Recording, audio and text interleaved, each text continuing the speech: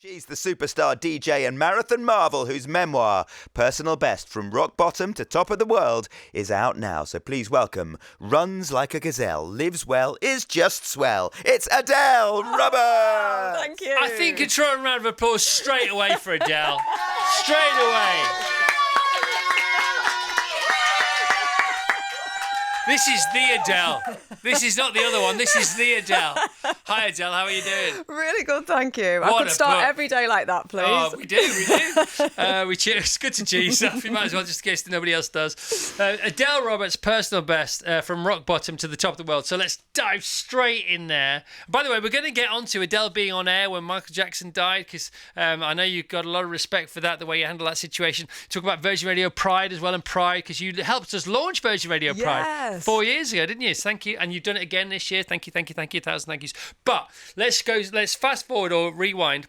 Fast forward the conversation, rewind as far as chronological time is concerned to your personal best in the marathon. So before we talk about the situation surrounding your personal best marathon, just tell us about your time, how you felt on the day, and then we'll unpack the situation around it. Yeah, so I'm here to talk about one time that I ran the London Marathon, achieved my personal best against all the odds, and pretty much the story of how it doesn't matter what happens to you in life, it's how you respond to it. So what was your personal best?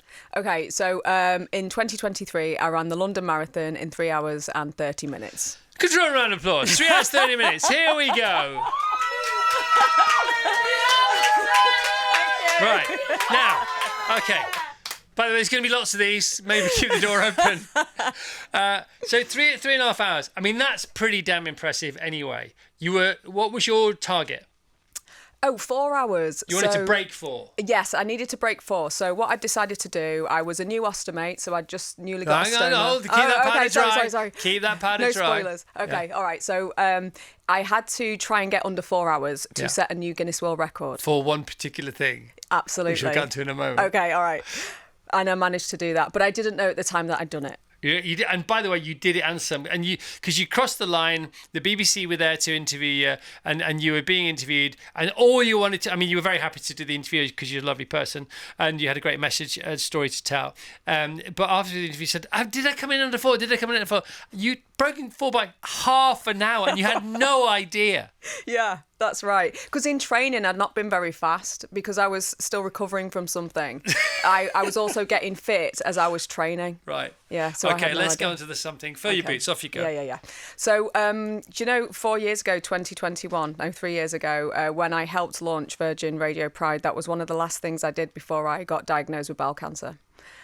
So I was ill at the time and I didn't know. I heard Vassos talking the other day about how running makes you feel, how you feel like you're in the shape of your life. And I'd been running a lot in 2021 and I felt so fit. But I'd noticed that when I'd go to the toilet, I'd notice little bits of blood. Yeah. And it was only a little bit, but it started to become really regular. And because it was around COVID, I didn't ring the doctor straight away. Do you mind me asking, what was the period of time from the specks of blood to the more substantial? Oh, gosh. Not too long, really. I think it was over about 6 months. Right. And that made me feel bad as well because I knew that when the doctor asked that, they'd be like, well, why didn't you call us straight away? Yeah. So that made me prolong it even longer. But when it became so regular that I couldn't ignore it anymore, I thought, right, you got to ring up. I understand that they're busy because of COVID, but, you need to see someone. And what stopped you? Were you nervous? Were you frightened? A bit of both? Yeah, I think I was a bit nervous of the potential examination. Right. So when I did eventually go and see the doctor, it was a lady doctor, but I made sure I wore nice underwear.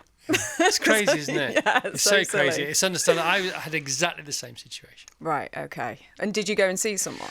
I didn't. No, I didn't. And then it became really quite significant to the extent that all the water in the pan, it was like red paint. Oh, wow. It was frightening. And so then I immediately just walked to the kitchen, didn't say anything to my wife, picked up the phone and booked an appointment with the doctor. But I knew something was wrong. Yeah. So, but as I say, completely understandable. Please continue. So luckily the doctor called me in. She said she didn't think it'd be anything as serious as cancer because I was too young. I was 42 at the time. And so I just thought it might be a bit of irritation in my tummy. So I had some tests. And then they called me back in, and luckily my partner Kate was with me when I went back for the test results, had a colonoscopy, and that was the day that my life changed forever. That was the day I found out that I had bowel cancer. And so how serious was it? What stage were you at? How quickly did the medical professionals take further action? Well, when they told me, they didn't know how serious it was, so I didn't know what stage bowel cancer I had. So there was this strange week where my partner and I knew I had cancer, but I couldn't tell my family because I didn't know what stage it was. Yeah. So there was about a week before I found out, and in that week, life went on. Yeah. You know, because life does go on. It does. You leave the hospital, your head's spinning, but then you just sort of autopilot, carry on with your day. Yeah. And I went straight to buy some chicken fillets from the supermarket because I was just like, what's just happened? And what else are you supposed to do? This is it. Yeah. This is it. Yeah. So I kind of had to operate as normal, had to do the radio, went on Celebrity Mastermind randomly, did some DJ gigs. And then I just thought that week, though, was a very special week because I savoured every moment. And since my diagnosis, I've understood the importance of time and how precious it is. And so I'm very present now in every moment. And then when I found out I had stage 2 bowel cancer, I knew that I had a chance of survival. Okay. Can you just carry on to the sort of chain of events that happen next? Yeah. So luckily, by the end of the month, the NHS were able to get me into hospital, remove the tumour. And I just remember thinking, if I wake up from this, I want to make sure that I spend the rest of my life giving back and trying to help others and also spreading the message. Because I since found out that bowel cancer, sadly, is the second biggest cancer killer in our country, behind lung cancer. I didn't know anything about bowel cancer before I was diagnosed. I knew more about breast cancer and prostate cancer. Yep. I don't even have a prostate. And the reason being is because people ignore the symptoms and also they're not quite aware of the symptoms. And so I just want to spread that message that please, if you're ever worried about anything, ring somebody and talk to somebody, even if it's a friend and they help you go to the doctor. Yeah. The sooner you get seen, the quicker they can help you. Yeah, and the biggest weapon in our arsenal is time. Yeah. And the biggest time against cancer, and the biggest weapon in cancer's arsenal is time against us. Yeah. Isn't it? And because it is so it's not 100% preventable, but it's so much more preventable or curable if you catch any kind of cancer early. You know, I was diagnosed with skin cancer last year, which you may have heard about. I've had polyps. I've had loads of colonoscopies because my dad and both my brothers and my mum all died of cancer. You know, and still I had the apprehension, the trepidation. What is wrong with us? Yeah, I know. Have you talked about that to people who may be able to help us get more people over the line? Yeah, I think sometimes, with me anyway, I think it was a little bit of guilt and shame.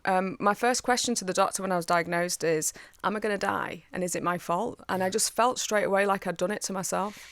And the answer to both those questions was luckily no. You know, and so do not feel guilty. It's not your fault. And when your body gives you symptoms, it's just asking for help. So help your body. Yes, and it's like almost we just hope it'll go away because we don't want that initial examination because it's a bit embarrassing, isn't it? Yeah. You know, but it's funny because once you pop your cherry, it's bring it on, isn't it? I mean, it's like I get examined now all the time for anything. Yeah, I'm like, do what you want. You do what you want. Let's have a chat. How have you been? Where are you going for your holidays? All that kind of stuff. Yeah. Now there are certain names that you talk about in the book that you've named certain things. Right? Would you like to take us through a couple of those? What have you named thus far and how did it help? Yes, I've named an appendage. I now have a front bum, shall we call it. Yeah. So when they removed the tumour... Which also had a name.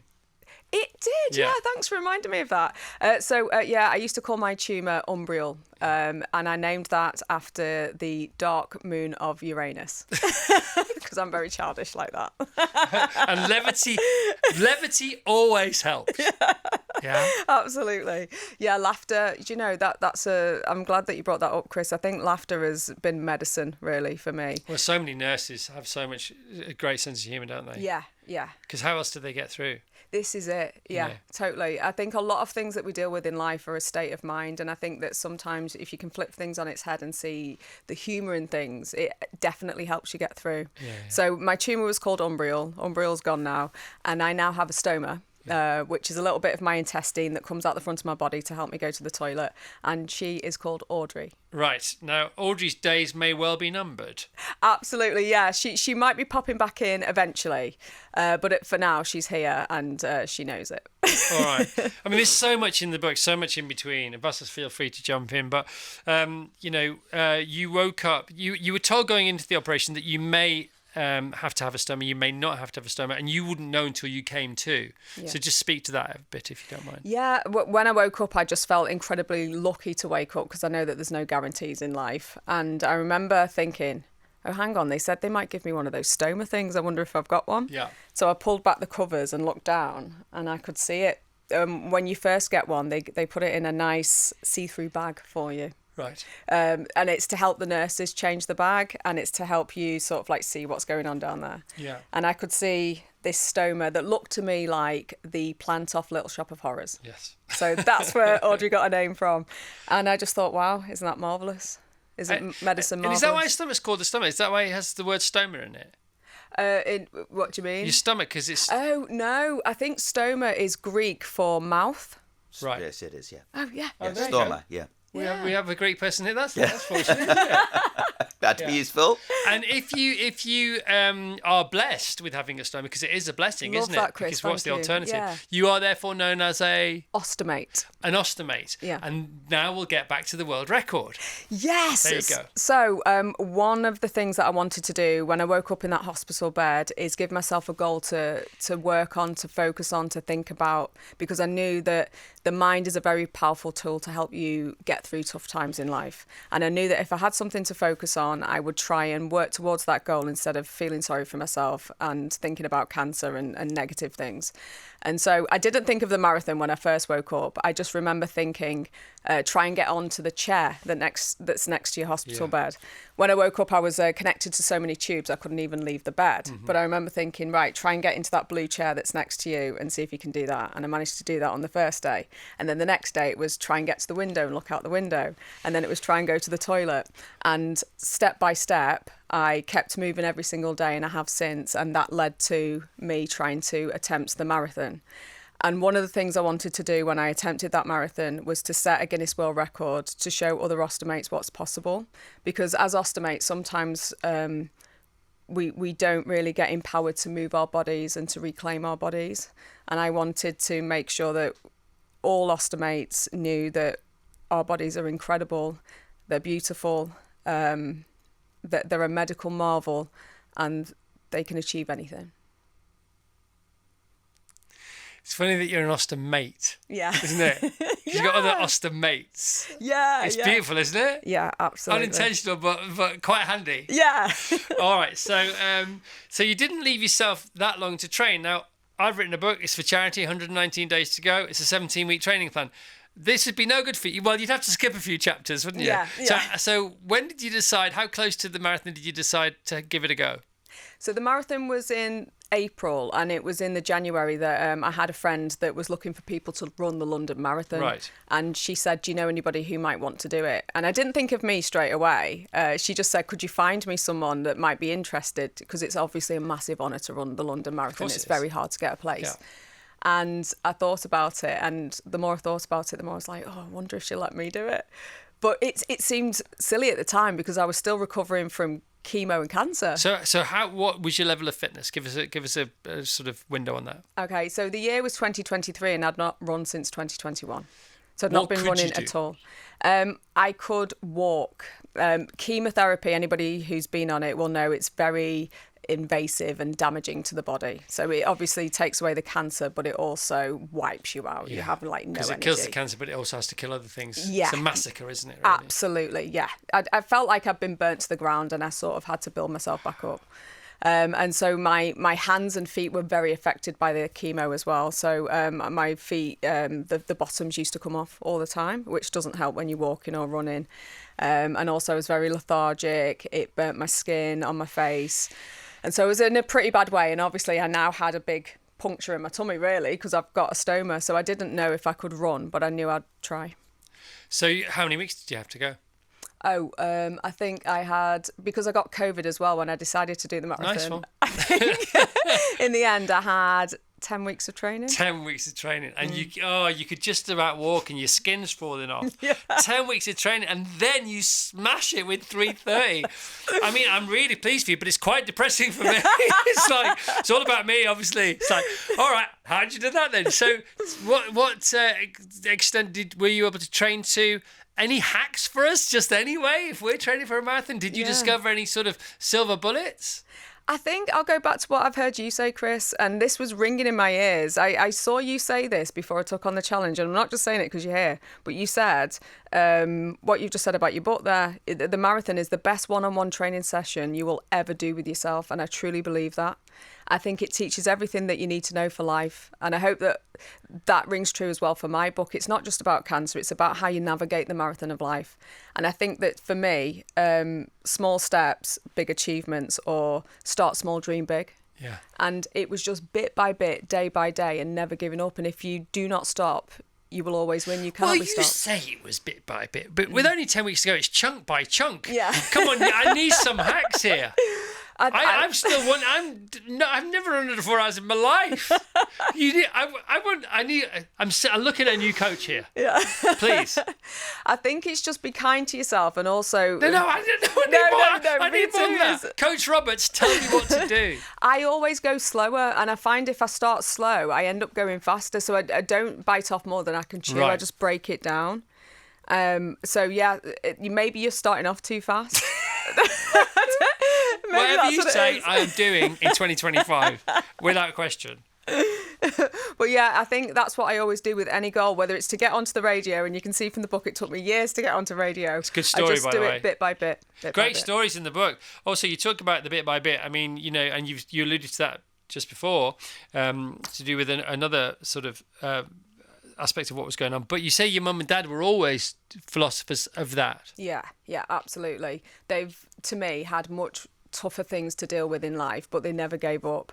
And again, bit by bit, we didn't have much when we were younger, but we had lots of love in our house and lots of laughter. And I think that's all you need. If you feel loved and you know that somebody loves you, you've always got something to fight for. It's the thing, isn't it? Yeah. Love is the thing, to know that you're loved. Yeah. Because everything else is better if you know that you're loved. And you can have everything else that one could dream of and not know you're loved. And eventually it all pales into insignificance, doesn't it? You can pretend it doesn't, but it does in the end. Yeah. And I think that if you feel loved and you feel love, it confirms that you exist.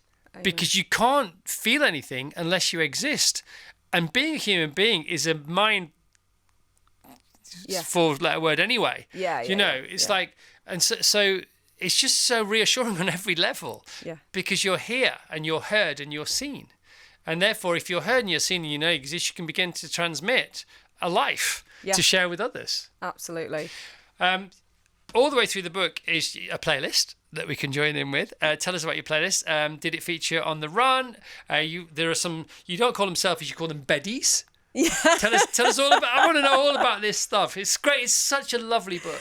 Thank you, Chris. Yeah, because I love music so much, and I think movement is my medicine, but also music is my medicine. And ever since I was a little girl, it's always been my escapism. I always knew that no matter what we were going through in life, and I've had a roller coaster of a life, I could put my little headphones on and escape to another world. Yeah. Sometimes I was lucky enough to get you back in the day because you were on the radio in Manchester a lot of the time, but you couldn't really get it in Southport. But if I was a bit dodgy and I'd like the wire coat hangers, I could sometimes pick you up. And they did work, didn't they? They did. Yeah. Or we thought they worked.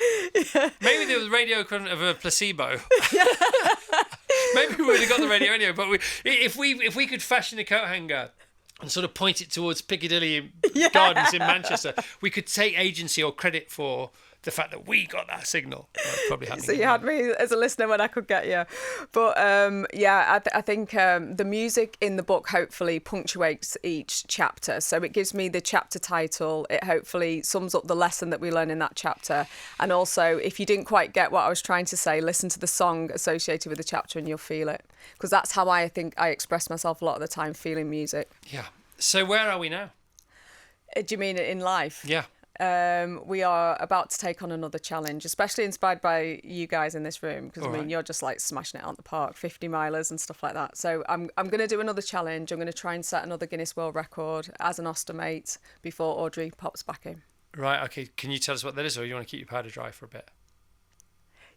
Do you know what? I'll do it. I'm going to say it because I hope it comes true. All right. Why don't you preface it with my next challenge is so it'll all be self-contained and beautiful. Okay, yeah. All right, cool. My next challenge is completing the Abbott's 6 Marathon Challenge World Majors, which I'm going to start in Berlin in September. And I'm going to hopefully raise lots of money for charity and give back to those cancer charities that help me.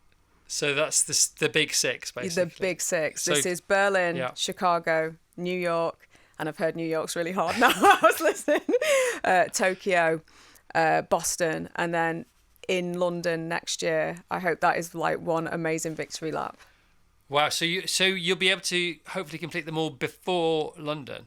Yes. The other 5. Yeah, I'm going to do them one after the other, and then in April next year I should finish in London, because I was lucky enough to recently win the Spirit of London Award, which is, for me, the spirit of the London Marathon is never giving up, the power of the human spirit, and I hope to take that message around the world and show what ostomates can do, and show what's possible post-cancer as well. Open that door. Biggest cheer ever.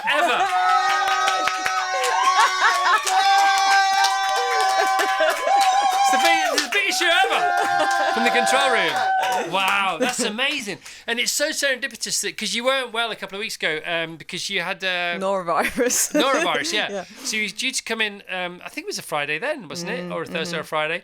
And you didn't and you couldn't. And we'd read your book and I reread your book yesterday. I scanned it, but I read it properly first time. But it's serendipitous that you came in this week, because this week is when the ballot is announced for London, the successful entrance in the ballot for next year. And so it's already starting off with the right kind of vibe, isn't it? Yeah, absolutely. God, it's so cool. And I think it's going back as well to that message, sort of like, it doesn't matter what happens to you in life, it's how you respond. And I think that for me, I try and do something every single day that rebels against cancer, that shows cancer that it's not going to beat me. And that's why I want to raise all this money for cancer charities, and also show what's possible post-cancer, because I think those stories are important too. Yeah. And as long as you don't let it diminish your spirit, I think you'll always win against cancer. Yeah, and the odds are in our favour now. They didn't used to be. You know, it was very much cancer's city. We just lived in it. And then it was a score draw. But now 2 in 3 cancer patients get better. Yeah. Which is amazing. Yeah. All cancers. And we need to tell that message, Chris. I call cancer the silent killer. And the more we don't talk about it, the more people it takes. Yeah. And so thank you for having me on today, because us talking about it, I think, will help people. Anytime. Yeah. Literally anytime. So cool. So the first marathon, the first of the big 6 is when again? Yeah, it's Berlin. So it'll be in September. So they come pretty quickly, one after the other. Yeah. So I'll see you in New York. Oh, you going? Yeah, we're running it. Yeah, Tash and I are running it, so that's a lot. Amazing, all right. So let's hang out there. Yeah. You and Tash can run off into the distance, and I'll just, I don't know, puff and huff my way around. What's the plan for the train? Is this more of a shuffle or a jog? Because you got 5, 6, well 6 again, because you're starting from 0. Yeah. Or are you going to go for it every time, or what's going to happen? Steady wins the race, Chris. I'm starting small again, dreaming big, and so I'm just, because it's hot at the moment as well, and I can't really run in the heat. I'm just getting my way through each training session. I just do what the training session says, and that's enough. And do you have a coach now? No, I don't have a coach. I just run on feeling. Good for you. Yeah. Wow. And so if Audrey is reversed, when might that happen? After I've hopefully completed this challenge. All right, so you're going to definitely leave it till then? Yes. At the moment, my body's not ready to have the stoma reversed. I wouldn't be able to go to the toilet, basically. Right. So that's why Audrey's still here. So they have to untwist my colon so that I can go to the toilet. Okay, so you know where you are. Yeah. Okay, so it's not going to change halfway through, which in a way is more preferable, I would imagine, isn't it? As far as the running is concerned, at least, anyway. Tell us about the night you were on the radio when Michael Jackson's death was announced, and how you responded to it, and how everybody, the respect you received after being on the air you stayed on the air for ages, didn't you? Yeah, that ended up being like a long, beautiful night. Wow, you don't expect somebody like Michael Jackson to pass away when you're on air. Especially because he was in rehearsals for this big show in London, wasn't he? This is O2. it. Yeah. He was coming back for a huge tour, and so everybody was obviously very excited. And I remember getting the news and my producer telling me, and just being dumbfounded and not knowing what to do. So what did you do? You speak from the heart, and I think that's the beauty of radio. That's something that I've learned from you. You tell the truth, and I think that when you tell the truth, it resonates with the listeners. Yeah. And it was a night that we all got each other through. It's How long community. did you stay on for, and what happened next? Do you know, I don't think they could get me off in the end because we started playing a lot of his music, and Right. it was just like a beautiful moment. And Mike, who's the boss here, was there for me. He came into the radio station. He changed all the music to Michael Jackson music, and we just played so much of his gorgeous music. I remember playing Human Nature. I think that was one of the first songs that we played, and I think of that night every time I hear that song. And we just had the listeners getting in touch, telling their stories of loss, because that's something that we can all relate to, death. Yeah. You know. Got it. And tell us about Virgin Radio Pride, you and Pride. Yes. Come on. Well, again, thank you to Virgin for having a station like this. When I was younger, I loved the radio, but I didn't really hear myself reflected. I didn't hear anybody talking about being gay. I didn't really know what being gay was. So that when I realised I was gay, I was like, there's something wrong with me, and there's not. So thank you for making children now know that they're part of a wonderful community. What did you do over the weekend? So we're going to Pride on Saturday, Pride in London. Yeah. And are you in the parade or are you watching? Or? Yes, I think I'm going to be walking in the parade and then a training run after. No way. Wow. Hello, Adele. I'm a keen runner, and I'm currently having chemo for stage 4 bowel cancer. I had a colostomy bag fitted, and I thought I wouldn't be able to keep running, but you have inspired me. Wow. Debbie and Flo, my stoma. So is naming stomas a thing? Is that what? Well, I got told it was, and then some ostomates are like, "Are you crazy?" I thought it was something that we do. But I'm happy. Some days, happy as I can be. Some days the running is hard, but it's keeping me going. Thank you, and congrats to you and Audrey. I love that. Thank you very much. Was that the lady called Debbie? Yeah. Debbie, sending you all my love. You're amazing, and thank you for giving me a boost. When I hear messages like that, it makes me keep going. Thank you very much, Debbie. Any tips when she has a hard day? I think she's probably doing it already. I kept running all the way through my chemo as well, and I think, again, just be kind to yourself, and if you feel like you need a rest, make sure that you do. Yeah, I mean, Debbie, good luck to you. And let us know. Come and run with us if it helps. We've got a run at Car. You come to Carfest as well, aren't you? Yes, yeah. We have a run at Carfest on the Sunday. Yeah. So how far's the run? It's not one of your 100 milers, is it? What do you mean one of my 100 miles? I have never run 100 miles. I ran 50 miles. I did Hell Week once, 50 miles on the Saturday, 50k on the Wednesday, and a marathon on the Friday. I've done that. Oh my God. What's the furthest you've run, Vas? 150. With the mountain in between. Yeah, in one go. Yeah, 155. Is that the Spartathlon? Yeah. Okay.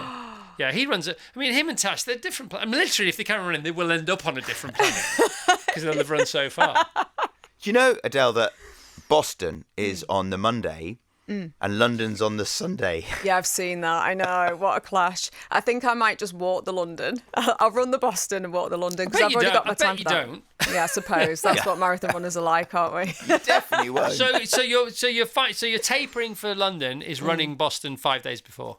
Yeah. Nice. Yeah, brilliant. This As is if all I the did- training plans. As In if I didn't Chris's feel book, rubbish enough anyway.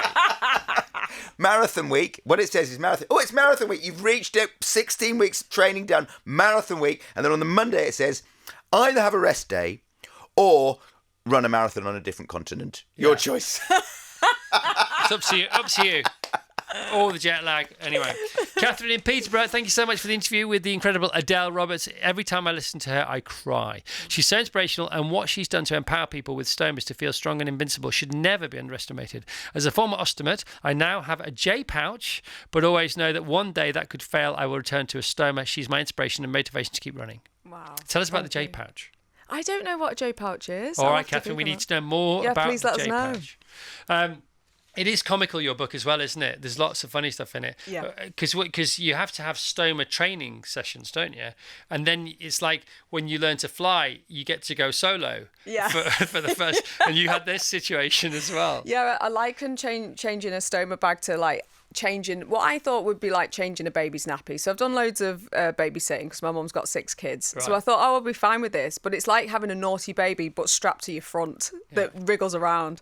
So yeah, I had to do my stoma training. Can you do it like with one hand tied behind your back? Oh, now? I'm all right now. I'm good now. But at the time, there's a bit in the book where it goes terribly wrong and I cry, but it's okay in the end. Yeah. Yeah. Gosh.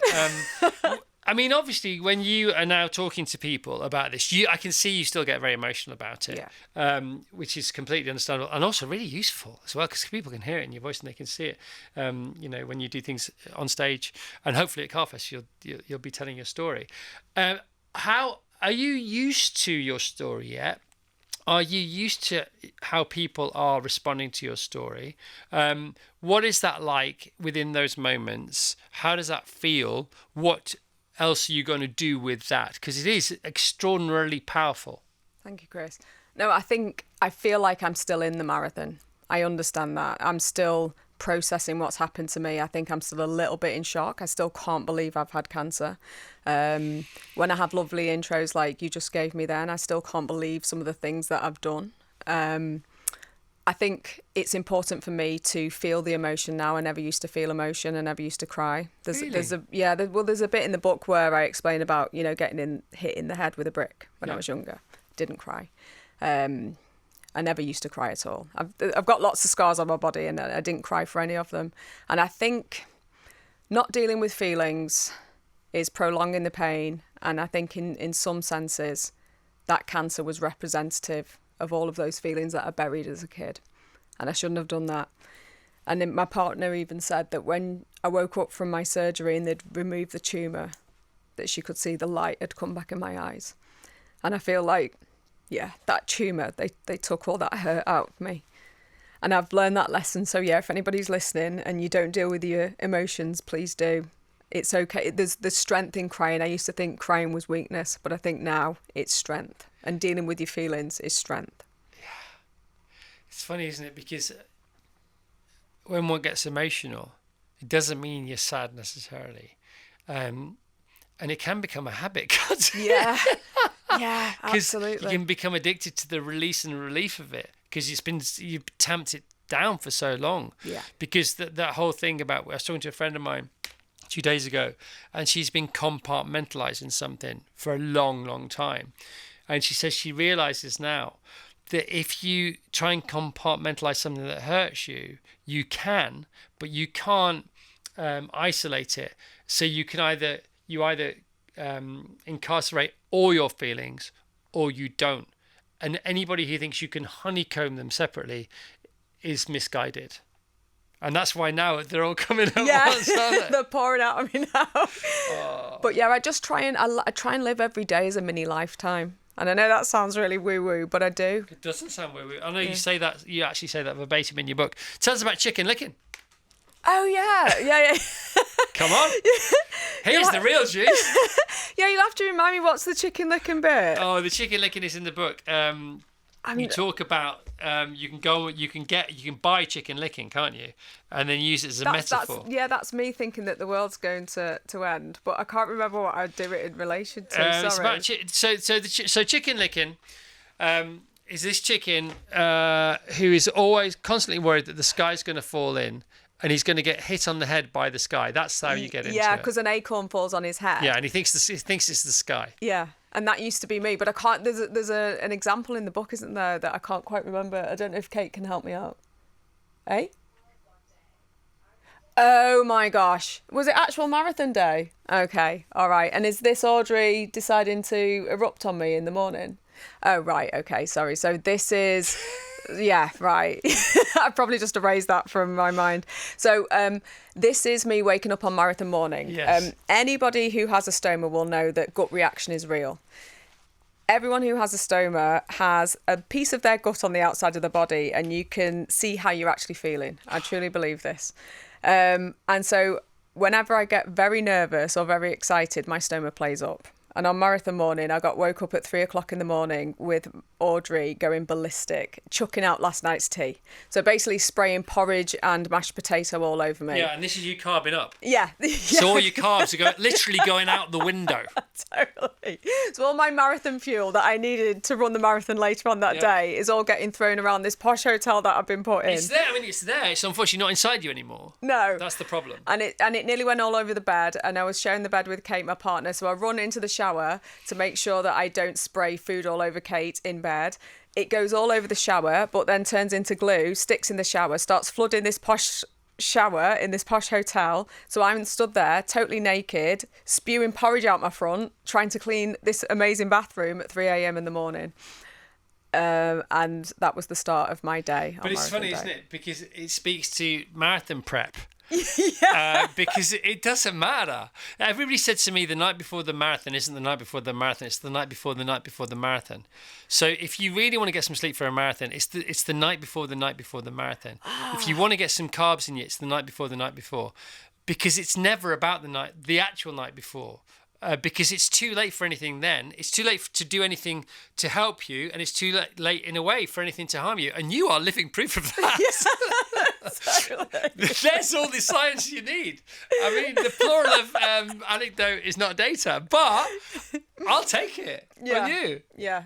And I think that was like the perfect start in a way, and I've learned that through life now. The worst can happen, but it's okay. You know, you feel like it's the worst thing in the moment, but if you use humour to get through it, it's always okay. It's funny because you said it at the top of the interview, but it's not dissimilar to when I received my cancer diagnosis last year on the phone, and I was in Los Angeles, and my doctor was here in the UK, and I had the email, and the email said, please can you call as soon as possible. So you sort of know the writings on the wall.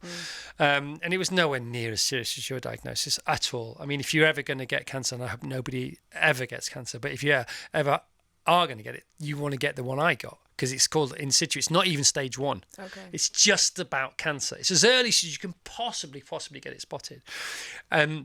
My doctor, who has a great sense of humour, and it's always welcome in these situations, she says, Chris, I'm calling you now. You probably have a sense of what we need to talk about here. I can tell you, you have got cancer, but I can also almost guarantee you are not going to die of this. You will die, but just not of this. Amazing. Which is sort of what you want to hear, isn't Yeah. it? Because you said, is it my fault? Am I going to die? Yeah. And the answer is that it's not your fault. You are going to die, but not of this. And that's where we are. What is the worst that can happen? Well, the worst that can happen is going to happen anyway. Yes. So the fact that we're here, that we've won the lottery. It's that Nietzsche thing, or maybe Kelly Clarkson. I don't know who said it first. Maybe Nietzsche. But what doesn't kill you makes you stronger. Absolutely. And in the struggle is the growth. Yeah. So you have to thank the struggle, which is difficult some days and easier other days, but it's still it's the only mindset you can have. We say in the book, I don't believe in losses. You only win or you learn a lesson. Yeah. And I've written on my garage wall, you got to come round to my garage and write I'd something love on the that. wall. Yeah. And that either do or don't do. There is no try. Love that. Just get on with it. Yeah. Get on with it. You're the best. Oh, thank you. Control round of applause for Adele Roberts and this amazing book, Personal Best. There you go. Come on. We're out of time, but we're in luck. Vassos is here. Thank you, Vassos, for being here. Thank you to the team. Look, all the people on YouTube. That never happens. What a great weekend. You got the London Ballot. You're here for that. Virgin Radio Pride tomorrow. This is the day you were meant to be here, Adele. The stars have aligned. Boom. Laters.